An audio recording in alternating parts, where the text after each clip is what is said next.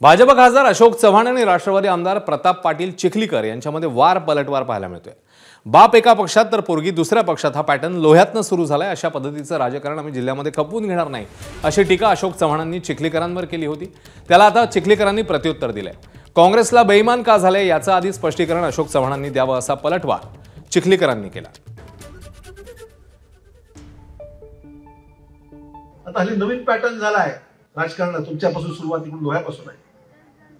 बाप एका पक्षामध्ये, पोरगी दुसऱ्या पक्षामध्ये, अजून तिसऱ्या पक्षामध्ये, म्हणजे 5 पक्षात 5 माणसं। ही पद्धत मला काय तुमची नवीन पॅटर्न आहे, म्हणजे लोह्याचा नवीन पॅटर्न आता राज्यामध्ये होऊ घातलाय की 5 माणसं 5 पक्षात, सत्ता कोणाची येऊ आमचं सरशी।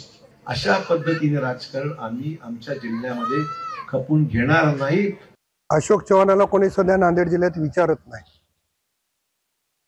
म्हणून गलोगली फिरण्याची वेळ का आली त्यांनी पहिल्यांदा तपासावं। भारतीय जनता पक्षाची निर्णय घ्यायची पद्धत फार वेगळी आहे। आणखी अशोक चव्हाणला ते जिवंत असेपर्यंत कळलं तरी खूप झालं। त्यांच्या मुलीसाठी जे जसं चोरून पक्षात आले किंवा इतर कारणामुळे आले, मी अनेक वेळा सांगितलं की अशोक चव्हाणांनी खुलासा करावा त्यांना भाजपमध्ये काय यावं लागलं। एबीपी माझा, उघडा डोळे बघा नीट।